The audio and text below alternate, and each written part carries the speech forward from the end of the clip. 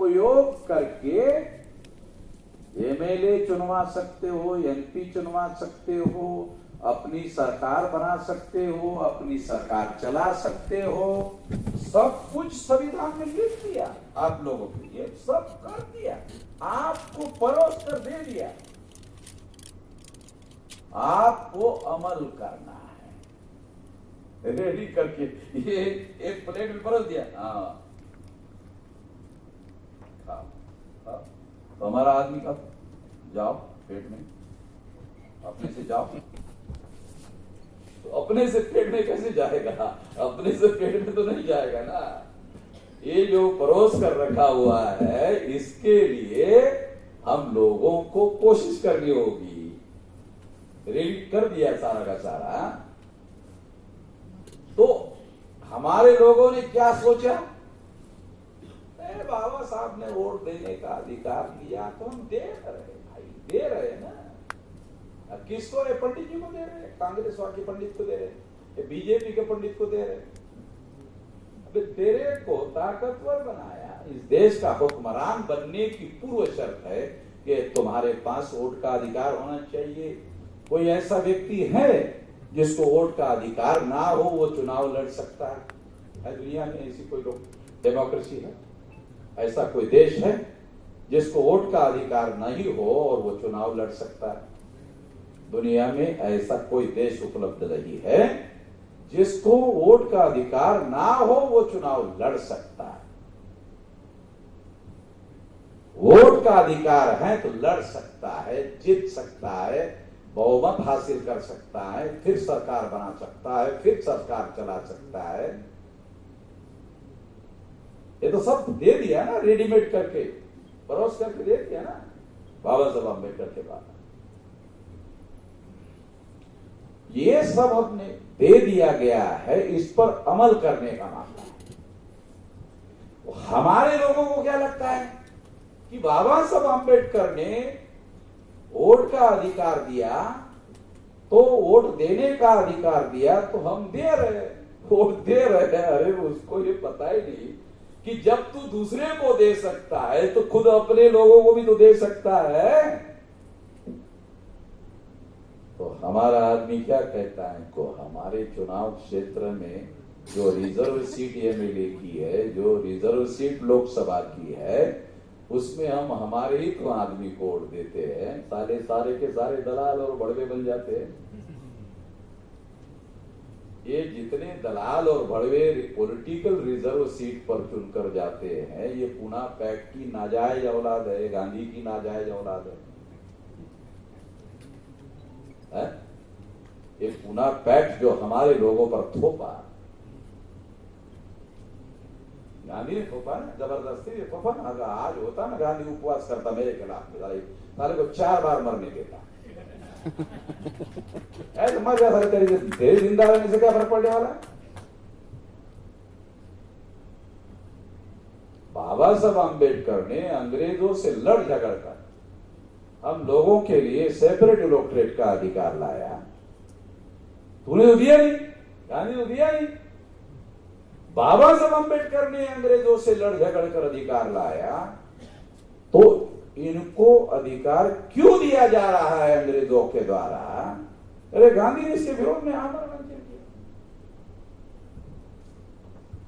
आमरण अनशन किया और हमारे हक और अधिकार को 24 सितंबर 1932 को छीन लिया। और अगर ऐसा नहीं होता तो भारत में संविधान लागू होने के बाद जो 1952 को पहला लोकसभा का चुनाव हुआ, केंद्र में हमारे सपोर्ट के बगैर आज तक किसी की भी सरकार नहीं बनी। हमारे लोगों को पता ही नहीं है। जवाहरलाल नेहरू कितने लोकप्रिय थे? वे बहुत लोकप्रिय थे। इंदिरा गांधी कितनी लोकप्रिय थी? बहुत लोकप्रिय थी। न जवाहरलाल नेहरू न इंदिरा गांधी हमारे सपोर्ट के बगैर देश की प्रधानमंत्री बन सकी। डॉक्यूमेंट्री बोल रहा हूं। 22.5% शेड्यूल कास्ट और शेड्यूल ट्राइब के एमएलए एमपी के समर्थन के बगैर आज तक कोई सेंट्रल में गवर्नमेंट नहीं बनी। ये जो नरेंद्र मोदी है 2019 में चुनाव लड़कर आया, जीत कर आया, 76 member parliament schedule caste schedule tribe के हैं। 303 में से 76 माइनस कर लो, इस सरकार दूसरे दिन भरभरा के गिर जाएगी। इस सबूत के आधार पर बोल रहा हूं कि आजाद भारत में 26 जनवरी 1950 के बाद कोई भी सरकार सेंटर में शेड्यूल कास्ट शेड्यूल ट्राइब के सपोर्ट के बगैर नहीं। जवाहरलाल नेहरू की सरकार भी हमारे सपोर्ट के बगैर नहीं बनी, इंदिरा गांधी की भी सरकार हमारे सपोर्ट के बगैर नहीं बनी, राजीव गांधी की सरकार भी नहीं बनी, नरेंद्र मोदी की भी सरकार नहीं बनी, अटल बिहारी वाजपेयी की सरकार नहीं बनी। तो ये कांग्रेस की सरकार गांधी ने बनाई, मोहनदास गांधी ने, बीजेपी की सरकार भी गांधी ने बनाई। गांधी तो कांग्रेस ही था, बीजेपी की सरकार कैसे बनाई? तो 303 लोकसभा की सीटें बीजेपी की आई, उसमें 76 SC ST की पॉलिटिकल रिजर्व सीटें हैं जो पूना पैक्ट के द्वारा चुनकर आती है। अगर माइनस करो 303 में से 76 बहुमत मिलता नहीं है, ये 76 मिलाने के बाद ही बहुमत मिलता है। तो कांग्रेस की सरकार भी गांधी ने बनाई, बीजेपी की सरकार भी गांधी ने ही बनाई। आंकड़ों के साथ बोल रहा हूं,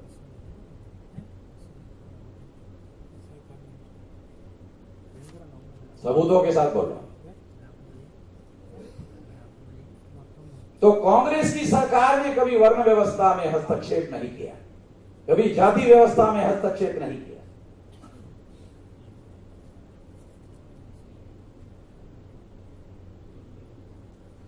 पचहत्तर साल हो गए आजादी को हासिल करने के बाद भी एक अछूत लड़के को एक टीचर ने मार मार के मार दिया राजस्थान में।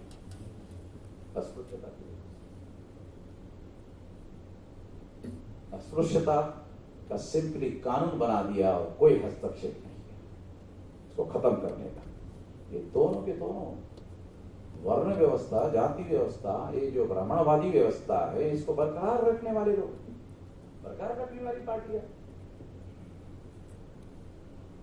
ये बदलाव करने वाली पार्टियां नहीं है, ये परिवर्तन करने वाली पार्टियां नहीं है। गुजरात परिवर्तन यात्रा बहुजन मुक्ति पार्टी के लोगों ने परिवर्तन करने के लिए निकाली है, ये सुनकर मैं यहां आया हूं।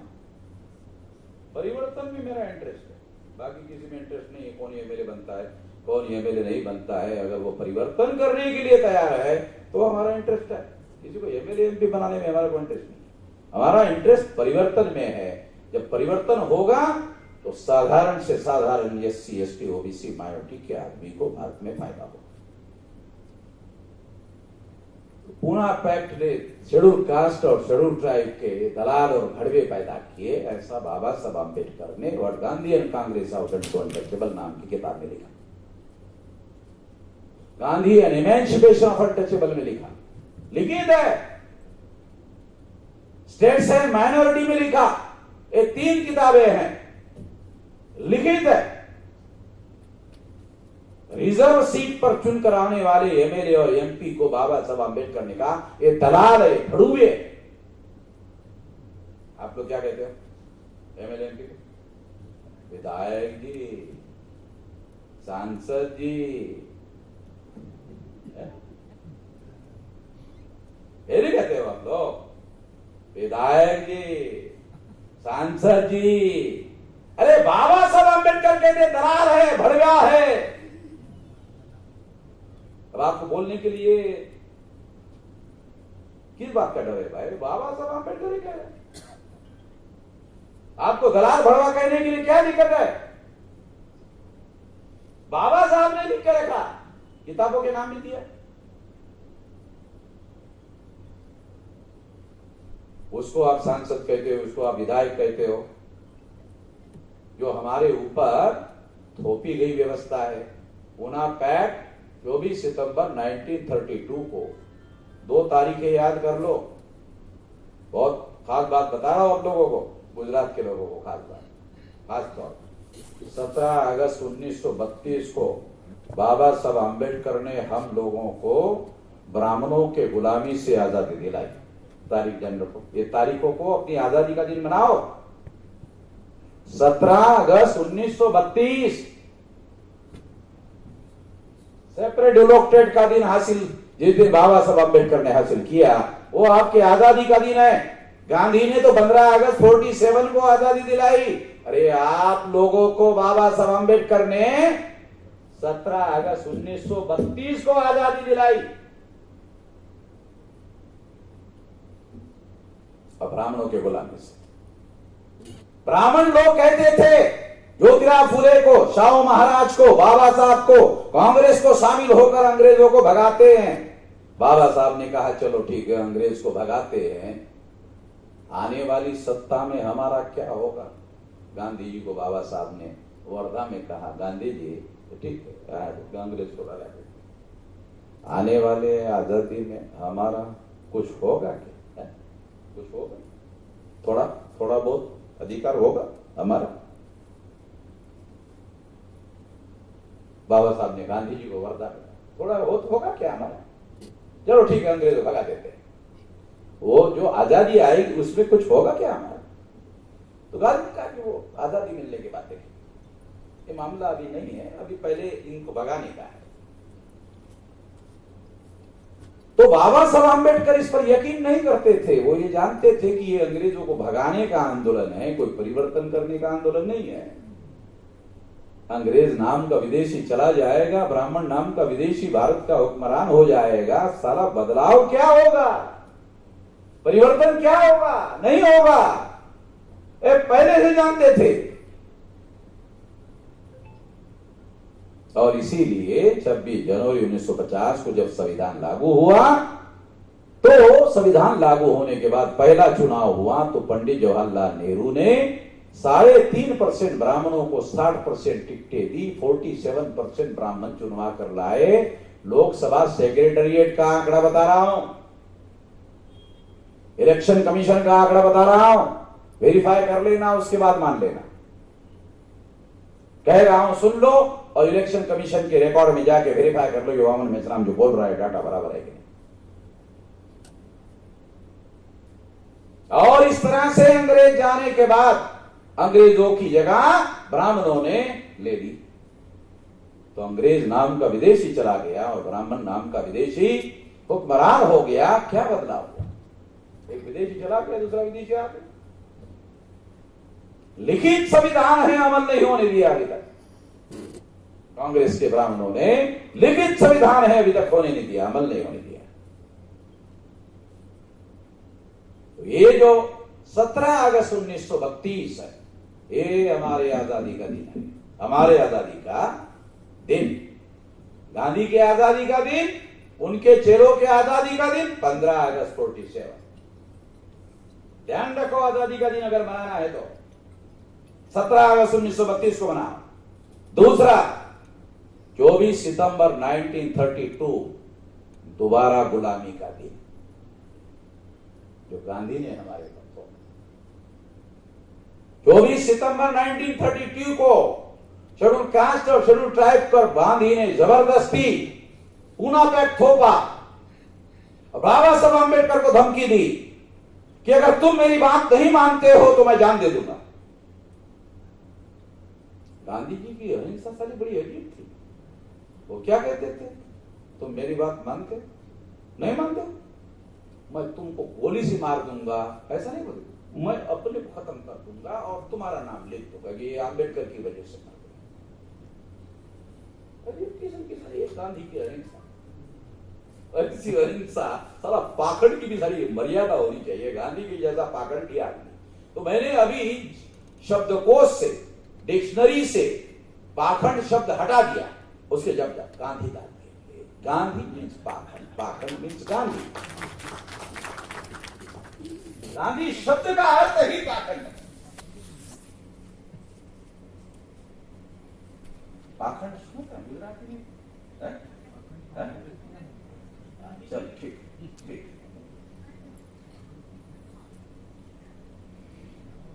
तो 24 सितंबर 1932 को गांधी ने दोबारा आजादी को खत्म किया।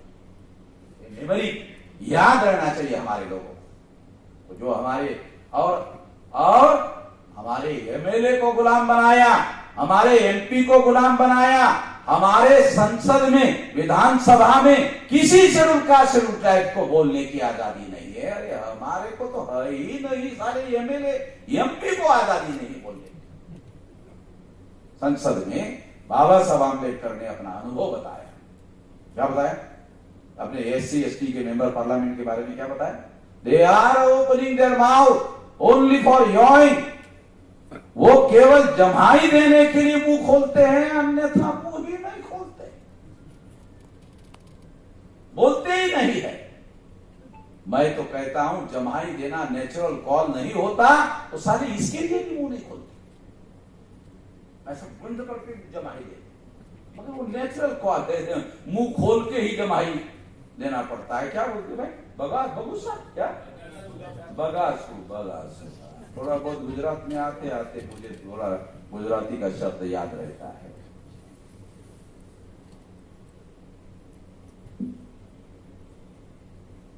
तो ये 3 तारीखें याद रखो। 17 अगस्त 1932 को हमारे आजादी का दिन, फिर 24 सितंबर 1932 को गांधी ने हमारे ऊपर दोबारा गुलामी थोपी, और 15 अगस्त 1947 ब्राह्मणों के आजादी। ये हमें इतिहास ठीक से समझना होगा, इतिहास ठीक से लिखना होगा। गुजरात के लोगों को यह बात समझना होगा।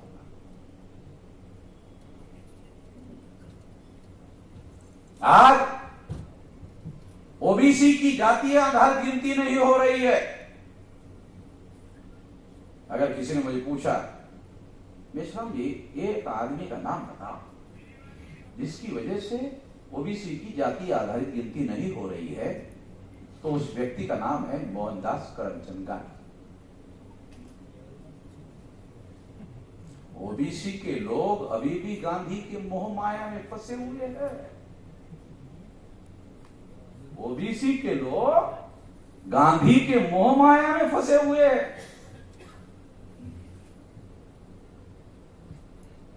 यदि शेड्यूल कास्ट और शेड्यूल ट्राइब के 131 मेंबर पार्लियामेंट का समर्थन ब्राह्मणों के पार्टी को नहीं मिला होता तो ओबीसी की जाति आधारित गिनती हो गई।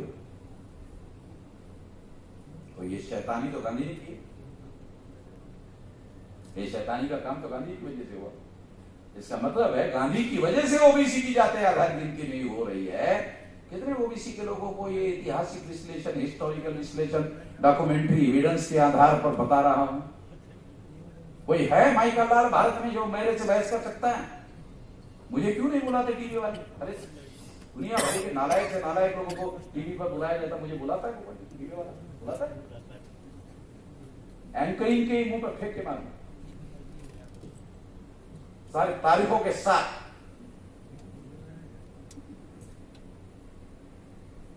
क्योंकि जो मीडिया है झूठ फैला रहा है, मीडिया जो है झूठ फैला रहा है, दुनिया भर का झूठ फैला रहा है। तो इस वजह से हम लोगों को ये इतिहास समझेंगे। जो इतिहास नहीं समझेगा वो इतिहास बदलेगा कैसे? बदलेगा? उसको पता ही कुछ नहीं है कख। जब उसको पता नहीं कुछ, बहुत पुराना 2000 साल पहले का नहीं बोल रहा। अरे 24 सितंबर 1932, 1000 साल हो गया है? कितना साल? 24 सितंबर 1932 पता नहीं, 2000 साल इधर का पता नहीं। अभी 100 साल पूरा नहीं हुआ, ये पता नहीं हम लोगों को। हमारे साथ जो धोखा हुआ, गवर्नेंस ऑफ द कंट्री में हमारा से क्या है? कहां है से? कौन हमारी सुनवाई कर रहा है? संसद में। संसद है बोलने के लिए, बोल रहा है। बोलने की कोई आजादी है हमारे लोगों? नरेंद्र मोदी ओबीसी का प्रधानमंत्री है, बोलता है। सुप्रीम कोर्ट में लिख कर दिया कि ओबीसी की जाति आजादी गिनती नहीं होगी, ओबीसी का प्रतिनिधि है। ये आरएसएस के ब्राह्मणों के द्वारा नॉमिनेटेड प्राइम मिनिस्टर है। ये अंग्रेजी का शब्द बाबा साहब आम्बेडकर ने 32 के में राउंड टेबल कॉन्फ्रेंस में यूज किया था, रिप्रेजेंटेशन।